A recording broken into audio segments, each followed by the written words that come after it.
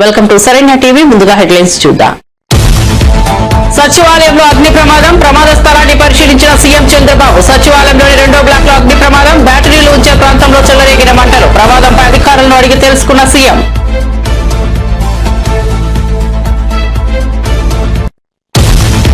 Pharmacy విద్యార్థి నాగాంజలి ఆత్మహత్య దురదృష్టకరమన్న Pawan Kalyan. Pharmacy విద్యార్థి కుటుంబానికి ప్రభుత్వం అండగా ఉంటుందని వెల్లడి. ఆత్మహత్య కారకుడిపై చట్ట ప్రకారం చర్యలు ఉంటాయి. నాగాంజలి సూసైడ్ నోట్ మేరకు ఇప్పటికే ఆసుపత్రి. AGM Deepak arrest.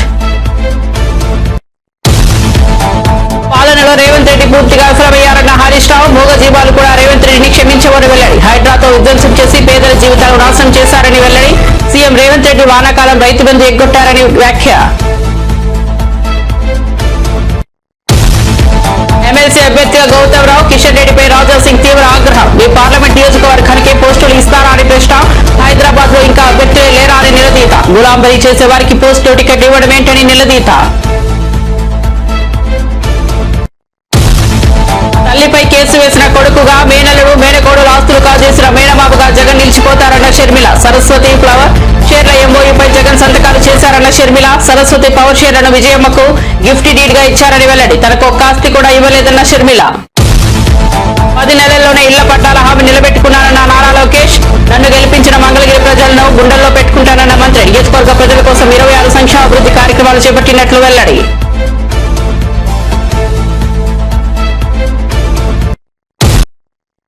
ఇక వార్త వివరాల్లోకి వెళ్తే ఏపీ సచివాలయంలోని 2వ బ్లాక్ లో శుక్రవారం ఉదయం అగ్ని ప్రమాదం జరిగిన విషయం తెలిసిందే. 2వ బ్లాక్ లో బ్యాటరీలు ఉంచే ప్రాంతంలో అగ్ని ప్రమాదం జరిగింది. సమాచారం అందుకున్న అగ్నిమాపక సిబ్బంది వెంటనే ప్రమాద స్థలికి చేరుకుని మంటలను అదుపులోకి తెచ్చారు. అయితే ప్రమాదం జరిగిన ప్రదేశాన్ని సీఎం చంద్రబాబు నాయుడు పరిశీలించారు. అగ్ని ప్రమాదం ఎలా జరిగిందనే విషయాన్ని అడిగి తెలుసుకున్నారు. ఈ ప్రమాదానికి గల కారణాలను ముఖ్యమంత్రికి CS Vijayanand, DGP Harish Kumar Gupta, GAD secretary Mukesh Kumar Meena, fire DG Madireddy Pratap వివరించారు. ఈ సందర్భంగా ప్రమాదం ద్వారా జరిగిన ఆస్తి నష్టంపై అధికారుల వద్ద సీఎం ఆరా తీసినట్లు తెలుస్తోంది. రాజమహేంద్రవరంలో ఫార్మసీ విద్యార్థిని నాగాంజలి బలవన్మరణం దురదృష్టకరమని డిప్యూటీ సీఎం పవన్ కళ్యాణ్. ఆమె ఆత్మహత్యకు కారణం వ్యక్తిపై చట్టపరంగా చర్యలు ఉంటాయని తెలిపారు. విద్యార్థిని సూసైడ్ నోట్ ప్రకారం ఇప్పటికే ఆసుపత్రి ఏజీఎం దీపక్ ను పోలీసులు అరెస్ట్ చేశారని పవన్ చెప్పారు. రాష్ట్రంలోని విద్యార్థినులు మహిళల రక్షణ కోసం ప్రభుత్వం చర్యలు తీసుకుంటోందని తెలిపారు. బలవన్మరణానికి పాల్పడిన విద్యార్థిని నాగాంజలి కుటుంబానికి ప్రభుత్వం అండగా ఉంటుందన్నారు. తెలంగాణ ముఖ్యమంత్రి రేవంత్ రెడ్డి పాలనపై మాజీ మంత్రి హరీష్ రావు తీవ్ర విమర్శలు చేశారు. పాలనలో రేవంత్ రెడ్డి పూర్తిగా విఫలమయ్యారని, హైడ్రా యంత్రాలతో పేదల ఇళ్లు కూల్చి వారి జీవితాలను నాశనం చేసిన విధానాన్ని హరీష్ రావు తీవ్రంగా తప్పుపట్టారు. వానాకాలం రైతు బంధు నిధులను ఎగ్గొట్టి రైతులకు తగిన న్యాయం చేయకపోవడం అత్యంత బాధాకరమని పేర్కొన్నారు. ఈ విధంగా రైతులను, పేదల జీవితాలను తుంచేసిన పాలనలో మూగజీవాలు కూడా క్షమించవని ఆవేదన వ్యక్తం చేశారు. ప్రజల సమస్యలపై స్పందించకుండా మాటలు, మోసాలతో నడుస్తున్న పాలన ఎక్కువ రోజులు నిలవదని హెచ్చరించారు. కేంద్ర మంత్రి కిషన్ రెడ్డిపై బీజేపీ నేత గోషామహల్ శాసనసభ్యుడు రాజాసింగ్ ఆగ్రహం వ్యక్తం చేశారు. బీజేపీ స్థానిక సంస్థల ఎమ్మెల్సీ అభ్యర్థిగా గౌతమ్ రావును ప్రకటించడంపై ఆయన అసంతృప్తి వ్యక్తం చేశారు. మీ పార్లమెంట్ నియోజకవర్గానికి పదవులు ఇస్తారా అని కిషన్ రెడ్డి ఇంకా బీజేపీ అభ్యర్థులే లేరా అని నిలదీశారు. అధిష్టానానికి సీనియర్ నాయకులు, కార్యకర్తలు ఎందుకు కనిపించడం లేదని ప్రశ్నించారు. మీకు గులాంబరీ చేసే వారికే పదవులు, టికెట్లు ఇవ్వడమేంటని నిలదీశారు. మిగతా నేతలను పక్కన పెడుతున్నారని ఆరోపించారు. కాగా హైదరాబాద్ స్థానిక సంస్థల ఎమ్మెల్సీ అభ్యర్థిగా గౌతమ్ రావు అధిష్టానం ప్రకటించింది. మే 1వ తేదీతో ఎమ్మెల్సీ ప్రభాకర్ రావు పదవీ కాలం ముగియనుంది. దీంతో ఈ స్థానానికి ఏప్రిల్ 23న పోలింగ్, 25న ఓట్ల లెక్కింపు నిర్వహించనున్నారు. తన సోదరుడు వైసీపీ అధినేత జగన్ పై ఏపీ కాంగ్రెస్ చీఫ్ షర్మిల మరోసారి తీవ్ర వ్యాఖ్యలు చేశారు. సరస్వతి పవర్ షేర్ల ఎంఓయూపై జగన్ స్వయంగా సంతకాలు చేశారని చెప్పారు. ఇప్పటి వరకు ఒక్క ఆస్తి కూడా తనకు జగన్ ఇవ్వలేదని తెలిపారు. తమ తల్లి విజయమ్మకు సరస్వతి పవర్ షేర్లను జగన్ గిఫ్ట్ డీడ్ కింద ఇచ్చారని, ఇచ్చిన షేర్లు మళ్లీ తనకే కావాలని పట్టుబడుతున్నారని మండిపడ్డారు. విజయవాడలో మీడియాతో మాట్లాడుతూ ఆమె వ్యాఖ్యలు చేశారు. కన్న తల్లిపై కేసు వేసిన కొడుకుగా, మేనల్లుడు మేనకోడలు ఆస్తులు కాజేసిన మేనమామగా జగన్ చరిత్రలో నిలిచిపోతారని అన్నారు. క్రమంగా ఎంఓయూలో సంతకం పెట్టారు. తన చెల్లెలకి అంటే నా బిడ్డలకి ఈ ఆస్తులు అన్నట్టుగా సంతకం పెట్టారు. ఇంతవరకు కూడా ఒక్క ఆస్తి కూడా నా చేతుల్లో పెట్టలేదు. సరస్వతి సిమెంట్ కు సంబంధించి ఎంఓయూలో అది నా భాగానికి వచ్చింది కాబట్టి దాన్ని జగన్మోహన్ రెడ్డి గారు గిఫ్ట్ డీల్ చేశాడు విజయమ్మ గారికి, నాకు కాదు. గిఫ్ట్ ఇచ్చేశాక షేర్స్ ని ఇప్పుడు జగన్మోహన్ రెడ్డి గారు తల్లి మీదనే కేసు వేసి ఇచ్చిన షేర్లని నాకు మళ్ళీ వెనక్కి కావాలి అని అడుగుతున్నారు. ఇది జగన్మోహన్ రెడ్డి గారు ఆయన తల్లికి చేస్తున్న మోసం. జగన్మోహన్ రెడ్డి గారు నన్ను ఎఫెక్ట్ చేసే స్థాయి దాటిపోయారు. నన్ను Jagan Reddy does not effect me anymore. నాకు ఆస్తులు ఇస్తాడా ఇవ్వడా అన్నది ఐ డోంట్ కేర్. కాకపోతే జగన్మోహన్ రెడ్డి గారు తల్లి మీద కేసు వేసిన వాడిగా మిగిలిపోతాడు. నా బిడ్డలకి, సొంత మేనల్లుడికి, సొంత మేనకోడలికి ద్రోహం చేసి వాళ్ళ ఆస్తులు ఆక్కున్న వాడిగా మిగిలిపోతాడు. సొంత మేనల్లుడు మేనకోడల ఆస్తి కాజేయడానికి సుబ్బారెడ్డి లాంటి వాళ్ళ చేత ఎన్నైనా అబద్ధాలు చెప్పిస్తారు. సాయిరెడ్డి లాంటి వాళ్ళ చేత కూర్చోబెట్టుకుని ట్యూషన్ ఇచ్చి డిక్టేట్ చేసి మరి ఎన్నైనా అబద్ధాలు చెప్పిస్తారు. ఇక జగన్ రెడ్డికి క్రెడిబిలిటీ ఉందో లేదో వైసీపీ వాళ్ళు ఆలోచన. జనసేన ఎమ్మెల్సీ నాగబాబు తన తొలి అధికారిక కార్యక్రమంలో పాల్గొన్నారు. పిఠాపురం నియోజకవర్గంలోని గొల్లపూరు మండలంలో ఆయన పర్యటించారు. గొర్రబోలు మండల కేంద్రంలో ప్రాథమిక ఆరోగ్య కేంద్రం అన్నా క్యాంటీన్ ను నాగబాబు ప్రారంభించారు. అన్నా క్యాంటీన్ ప్రారంభం సందర్భంగా అక్కడ కొంత ఇబ్బందికర పరిస్థితి ఏర్పడింది. టీడీపీ జనసేన కార్యకర్తలు పోటాపోటీగా నినాదాలు చేశారు. జై వర్మ అంటూ టీడీపీ శ్రేణులు, జై జనసేన అంటూ జనసేన శ్రేణులు నినదించారు.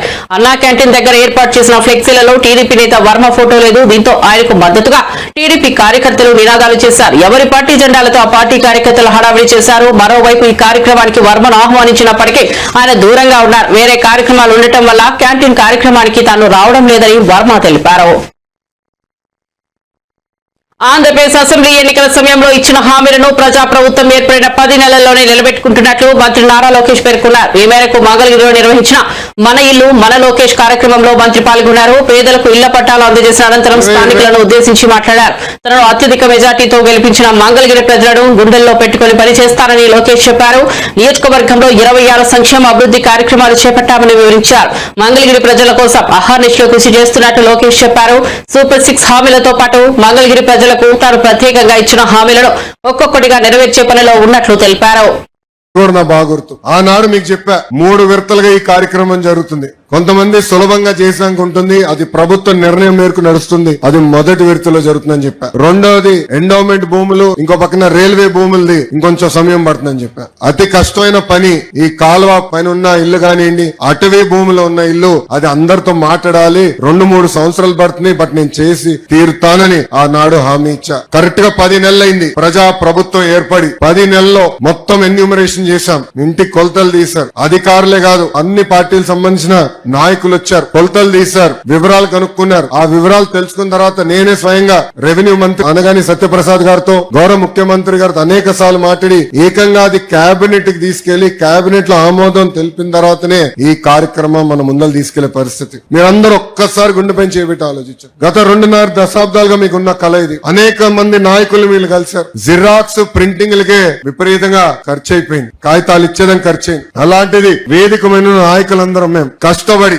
మీ దగ్గర ఒక బాటిల్ నీళ్లు కూడా మేము తాగలేదు, మీకోసం కష్టపడి అవినీతి లేకుండా ఈ రోజు మీకు ఇల్లు పట్టాలు మేము ఇస్తున్నాం. పెద్దలు ఇప్పుడే చెప్పారు, దాదాపు మొదటి విడతలో మార్కెట్ విలువ 1000 కోట్లు విలువైన ఆస్తిని ఈ రోజు మీకు శాశ్వతంగా హక్కు కూటమి ప్రభుత్వం అందజేస్తుంది. జీవితంలో మనం తీసుకున్న కొన్ని నిర్ణయాలు మన్నే మార్చేస్తుంది. 2019లో నేను ఒక నిర్ణయం తీసుకున్నాను. నాకు పరిచయం లేని నియోజకవర్గంలో పోటీ చేయాలని. ఆ నియోజకవర్గం పేరే మంగళగిరి. ఆనాడు అతి తక్కువ సమయం ఉన్నందుక నేనేంటో మీకు అర్థం లేదు, మీ సమస్యలు ఏంటో నేను తెలుసుకోలేకపోయా. నేను వచ్చిన 20 రోజులకి ఎన్నికలు అయిపోయినాయి. 5300 ఓట్లతో ఆనాడు నేను ఓడిపోయిన రోజు బాధ కలిగింది. రెండో రోజు నుంచి ఆ బాధ ఆవేదన నాలో కసి పెంచింది. ఇంకా కష్టపడాలి, మంగళగిరి ప్రజలు మనసు గెలుచుకోవాలి. ఏ మెజార్టీ అయితే ఓడిపోయినో దాని పక్కన ఒక 0 పెట్టుకుని గెలవాలి ఆ లక్ష్యంతో ఓడిపోయిన మరుసటి రోజు నుంచి నేను మీకోసం పనిచేశాను. తెలుగుదేశం పార్టీ నాయకత్వంతో దాదాపు 26 సంక్షేమ అభివృద్ధి కార్యక్రమాలు మంగళగిరి ప్రజల కోసం మేము చేస్తాం జరిగింది. మీకు ఆరోగ్యం బాగాలేకపోతే ఎన్టీఆర్ సంజీవిని పేరుతో మంగళగిరిలో ఒక క్లినిక్, తాడేపల్లిలో క్లినిక్, దుగ్గిరాలకు ఒక మొబైల్ క్లినిక్ పెట్టి ఉచితంగా చికిత్స కాదు మందులు కూడా ఈ రోజు కూడా మేము ఇస్తున్నాం. ఎక్కడన్నా నీటి సమస్య ఉంటే వాటర్ ట్యాంకర్లు పెట్టి నీళ్లు తోలాం. పిల్లలకి బాగా చదువుకున్నారు, ఉద్యోగాలు ఉపాధి కావాలంటే వాళ్ళకి స్కిల్ డెవలప్మెంట్ కూడా ఆనాడు మేము చేశాం. ఇంకా ఇంట్లో పెళ్లి జరిగితే నేను రాలేకపోతే స్వయంగా బట్టలు కూడా పెడతాం జరిగింది. నిరుపేద కుటుంబాలు సొంత కాలుపై నిలబడాలన్న ఆలోచనతో తోపుడు బండ్లు ఇచ్చాం. మహిళలకి ఆర్థిక స్వాతంత్రం రావాలని కుట్టు మెషినే కాదు ట్రైనింగ్ మరి ఇచ్చి కుట్టు మెషిన్ అందజేసి ఈ రోజు వాళ్ళ పని కూడా మేము కల్పిస్తున్నాం. కోవిడ్ వస్తే ప్రభుత్వం అని మర్చిపోయింది కానీ ఆనాడు నేను మర్చిపోలేదు. ఆక్సిజన్ గాని మందులు గాని అమెరికా డాక్టర్ల ద్వారా ఆన్లైన్ లో చికిత్స కూడా అందజేశాం. అవసరమైన మందులు ఇచ్చాం. ఇట్లా 26 సంక్షేమ అభివృద్ధి కార్యక్రమాలు మంగళగిరి ప్రజలకి నేను చేశాను. అది మీరు చూసి మొన్న జరిగిన ఎన్నికల్లో వైఎస్ఆర్ కాంగ్రెస్ పార్టీ నేత మాజీ ఎమ్మెల్యే తోపుదుర్తి ప్రకాష్ రెడ్డి సంచలన వ్యాఖ్యలు చేశారు. త్వరలోనే వైఎస్ఆర్ కాంగ్రెస్ పార్టీ తిరిగి అధికారంలోకి వస్తుందని, అప్పుడే ప్రస్తుతం జరుగుతున్న ప్రతి దుర్మార్గానికి చట్టబద్ధంగా సమాధానం ఇస్తామని హెచ్చరించారు. జగన్మోహన్ రెడ్డి పాపిరెడ్డిపల్లికి వస్తారు, అప్పుడే ప్రజలు మీరు చేసిన దుర్మార్గాలను ఆయనకు తెలియజేస్తారని పేర్కొన్నారు. సునీతమ్మ బెదిరింపులకు తలగ్గే వాళ్ళు మేము కాదని, జగన్మోహన్ రెడ్డికి ఆట్లాడే అర్హత సునీతమ్మ కుటుంబానికి లేదని ఘాటుగా స్పందించారు. ప్రజల మద్దతుతో వైఎస్ఆర్సీపీ మళ్లీ తిరిగి అధికారంలోకి వస్తుందన్నారు. మీ ప్రభుత్వం ఉన్న రోజులు కూడా కొనసాగించవచ్చు, కానీ రేపన్నది మాదే. తప్పనిసరిగా 27లోనో 28లోనో 29లోనో మళ్ళీ మా ప్రభుత్వం వస్తుంది, మా జగనన్న ముఖ్యమంత్రి అవుతారు. మీరు చేసిన ప్రతి ఒక్క దుర్మార్గాలకు కూడా లెక్కగట్టి ఆ రోజు తగిన సమాధానం చట్టబద్ధంగా తెలియజేయడం జరుగుతుంది. కాబట్టి ఇప్పటికైనా నీ పద్ధతులు మానుకో. నువ్వు ఎవరిని బెదిరించాలనుకుంటున్నావు? నేను అనుకుంటే ఎంపీపీ కాలేనా, నేను అనుకుంటే ప్రకాష్ రెడ్డి తిరుగుతాడా, ఇంకొకటి మాటలు ఇవన్నీ మానుకో. ఇంకా నీకు అది పోలే, అదేదో చిన్న పులుపు చావలే, అవి మానుకో. ప్రజాస్వామ్యంలో నువ్వు కూడా ప్రజలు ఓట్లేసి గెలిచి నువ్వు ఎమ్మెల్యే అయినావంతే, నీ ఎంతకు నువ్వు ఎమ్మెల్యే కావు. ప్రజలు నిన్ను నమ్మి ఓట్లేసినాక నేను ప్రజలకు మంచి చేయాలనే ఆలోచనతో నువ్వు మాట్లాడు.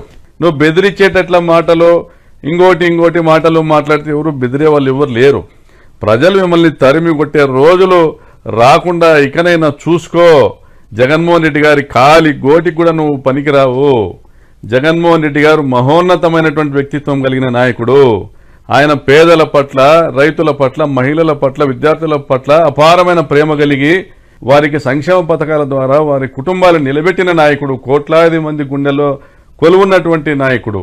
జగన్మోహన్ రెడ్డి గురించి మాట్లాడేటువంటి అర్హత నీకి గాని, నీ కుమారునికి గాని, నీ కుటుంబానికి గాని ఎవరికి లేదు.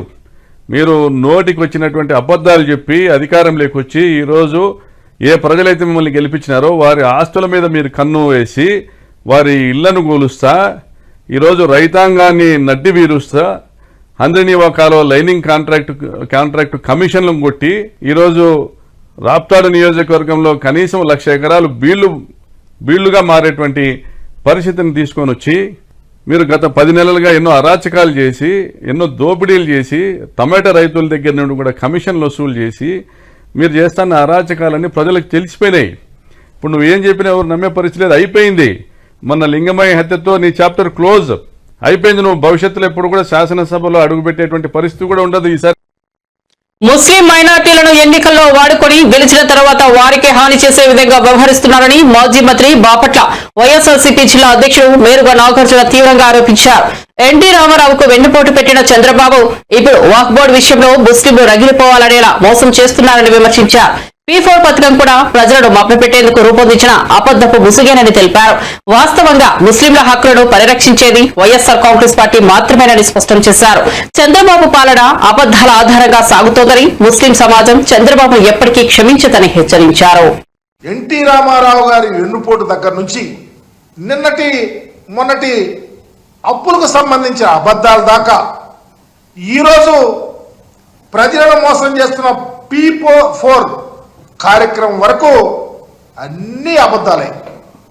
ఉదాహరణకి అప్పులకు సంబంధించి ఎన్నికలకు ముందు 14 లక్షల కోట్ల రూపాయల అప్పులున్నాయని చెప్పాడు ప్రచారంలో. ఇప్పుడేమో 10 లక్షల కోట్ల అప్పులున్నాయని చెప్తా ఉన్నాడు.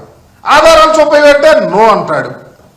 చివరికి మీరు ప్రవేశపెట్టిన బడ్జెట్లో కేంద్ర ప్రభుత్వం సాక్షాత్తు చెప్పింది 5,62 కోట్ల రూపాయలు అప్పులున్నాయని చెప్తే మీరేమో అప్పులు అనుకుంటా అప్పుల మీదే బ్రతకాలని చూస్తూ ఉన్నారు.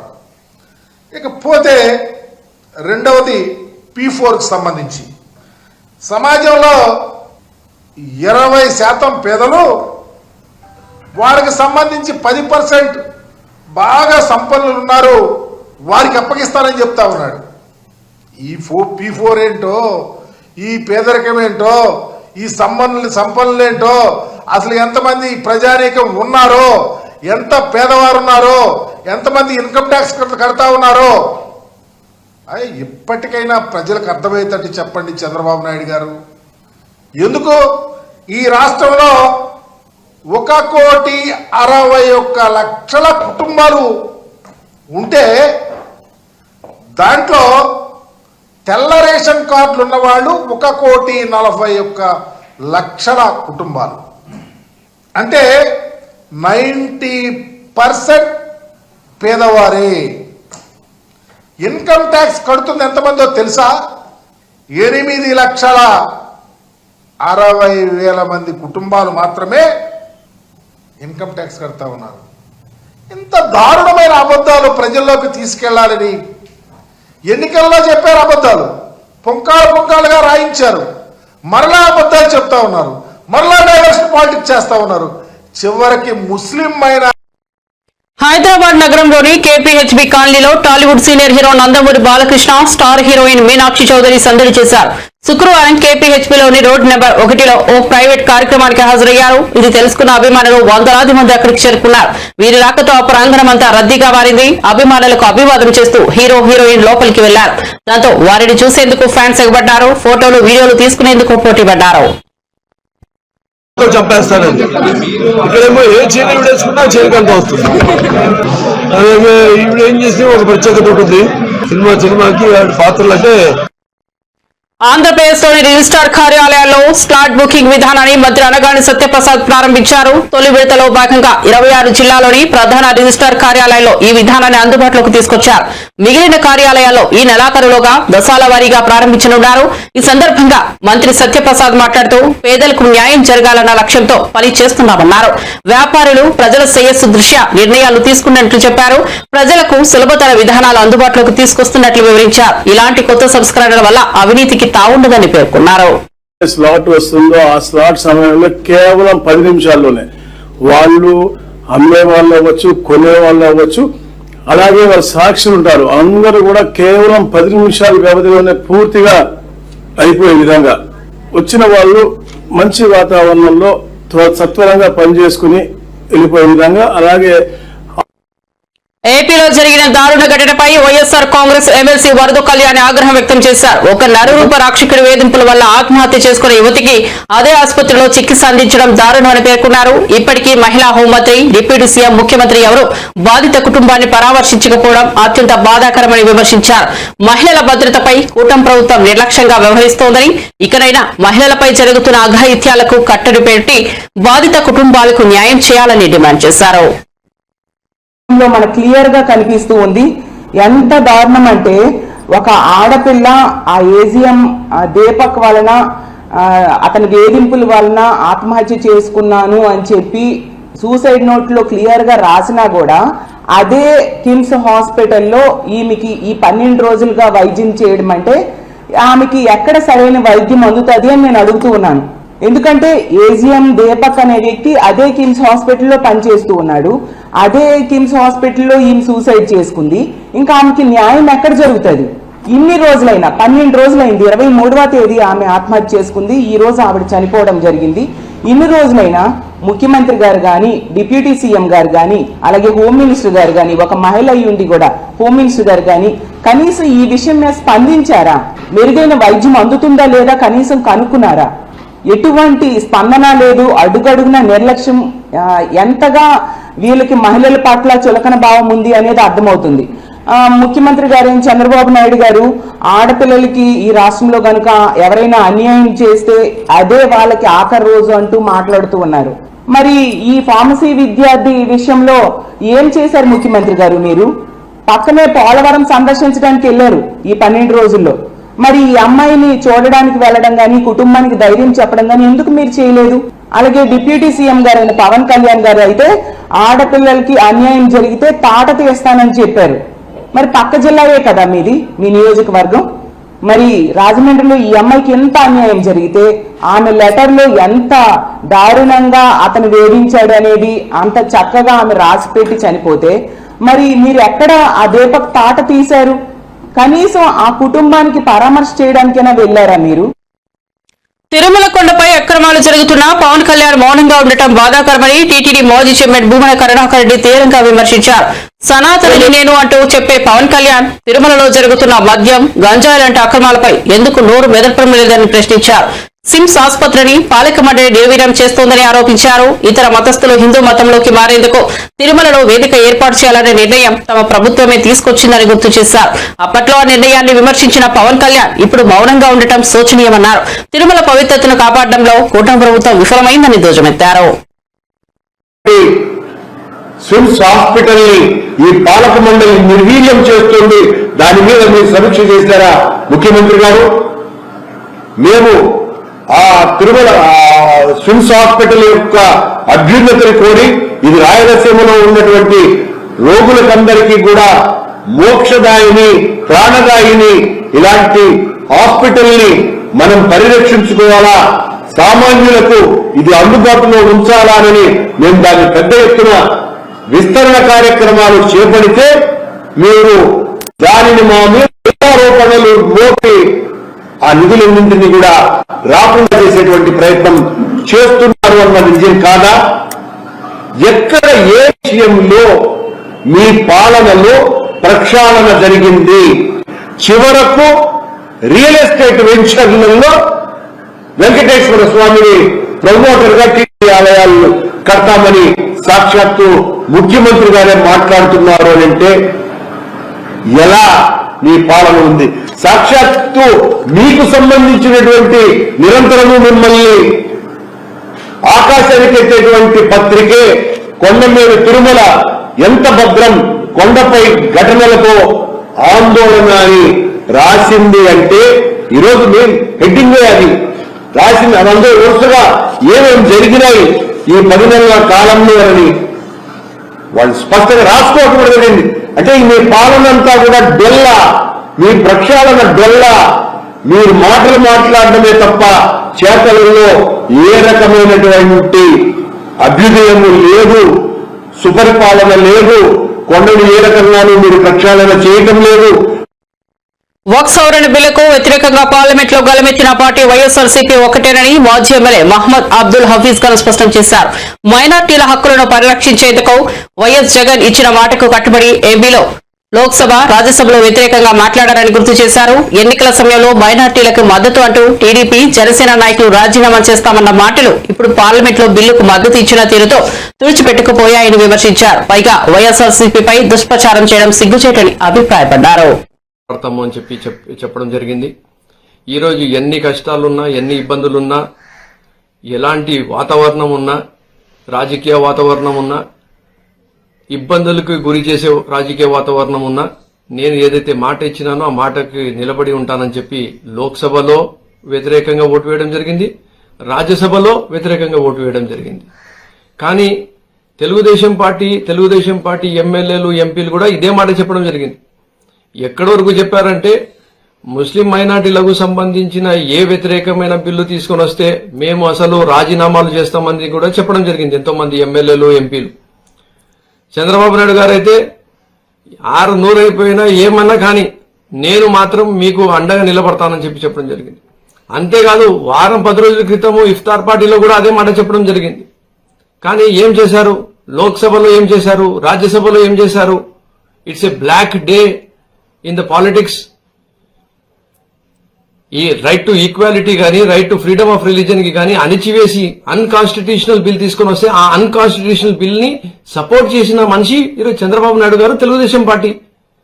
మళ్ళీ దానికి డైవర్ట్ చేసుకోవడానికి ఏ మనిషి అయితే ఈరోజు మైనార్టీల కోసమో నిలబడుతున్నాడో ఆ మనిషి పైన కూడా దుష్ప్రచారం చేయాలని చెప్పి జగన్మోహన్ రెడ్డి గారి పైన, వైఎస్ఆర్ కాంగ్రెస్ పార్టీ పైన తెరలేపింది తెలుగుదేశం పార్టీ. మేము విప్పు జారీ చేయలేదు, మా ఎంపీలు పోలేదు, మా ఎంపీలు ఓటు వేయలేదు. అరే బాబు, లోక్సభలో గాని రాజ్యసభలో గాని మా ఫ్లోర్ లీడర్స్ నిలబడి మరి మేము ఎందుకు వ్యతిరేకిస్తున్నామని చెప్పి క్లియారిటీగా చెప్పడం జరిగింది. విప్పు జారీ చేయలేదని చెప్తున్నారు కదా, మీరు చూసుకోండి. రాజ్యసభలో విప్పు జారీ చేయలేదా? రాజ్యసభలో విప్పు జారీ చేసినాం, మీకు ఓటు అగేన్స్ట్ చేసినాం. మా ఫ్లోర్ లీడరే సాక్షాత్తు మాట్లాడి చెప్తుంటే మేము దీనికి వ్యతిరేకిస్తున్నామని చెప్పి, ఈరోజు మీరు కేంద్రంలో రాష్ట్రంలో ప్రభుత్వంలో ఉన్నారు, మీరు చేయాల్సిన పని మేం చేస్తున్నాము, లేదంటే మంచి పనికి అందరం కలిసి పని చేద్దామని చెప్పి.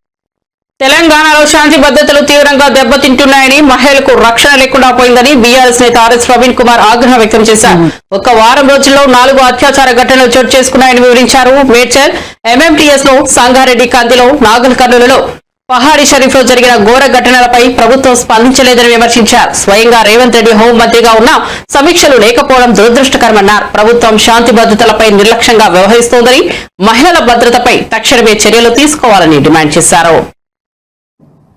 4 మహిళల మీద అత్యాచారాలైనాయి.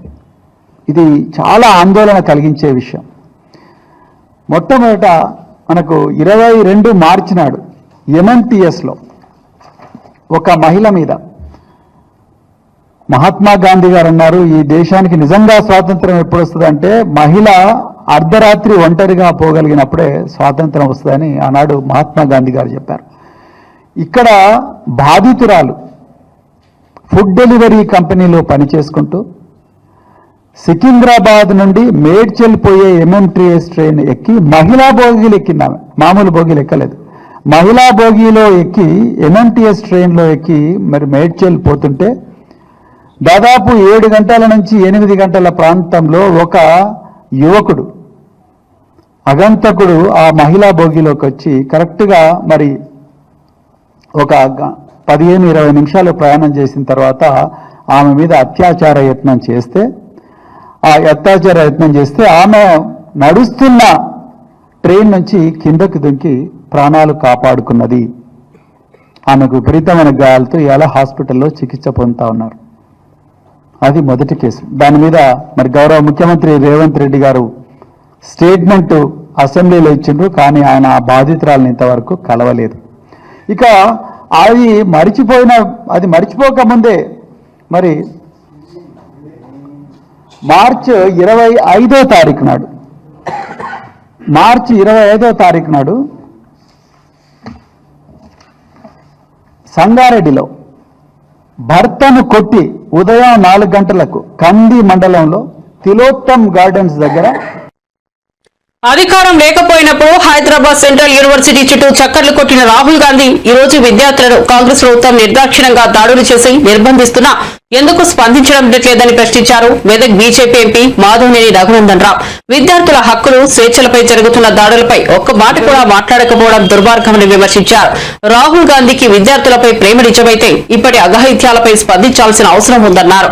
ప్రభుత్వ తీరును తీవ్రంగా ఖండించిన ఆయన ప్రజాస్వామ్య విలువలను కాపాడేందుకు బీజేపీ విద్యార్థుల పక్షాన నిలుస్తోందన్నారు. దేశ ప్రజలు వరుసగా 3 సార్లు మోడీ నేతృత్వంలోని బీజేపీ ప్రభుత్వాన్ని ఎన్నుకున్నారని, భవిష్యత్తులో వచ్చే 3 పర్యాయాల్లో కూడా బీజేపీదే అధికారంలోకి వస్తుందని కేంద్ర హోంశాఖ మంత్రి అమిత్ షా ధీమా వ్యక్తం చేశారు. వక్ఫ్ బిల్లు వివాదం నేపథ్యంలో ఆయన స్పష్టం చేస్తూ వక్ఫ్ అనేది సంస్థ మతపరమైనది, కానీ వక్ఫ్ బోర్డు మరియు వక్ఫ్ కౌన్సిల్లో ముస్లిమేతరులు సభ్యులుగా ఉండవచ్చని తెలిపారు. అయితే వారి పాత్ర మతపరమైన జోక్యం కాదని, విరాళంగా ఇచ్చిన ఆస్తులు ఉద్దేశించిన ప్రయోజనాలను ఉపయోగపడేలా చూడడం మాత్రమేనని పేర్కొన్నారు.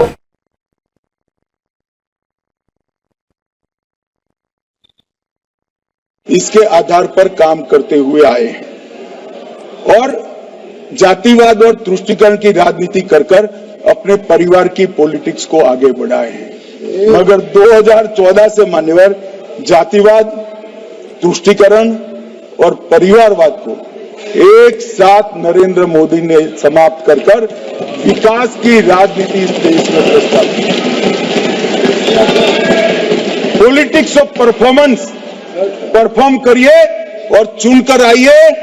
3 टर्म मोदी जी को चुना है और 3 टर्म भारतीय जनता पार्टी की सरकार है. మరిన్ని అప్డేట్స్ కోసం చూస్తూనే ఉండండి శరణ్య టీవీ.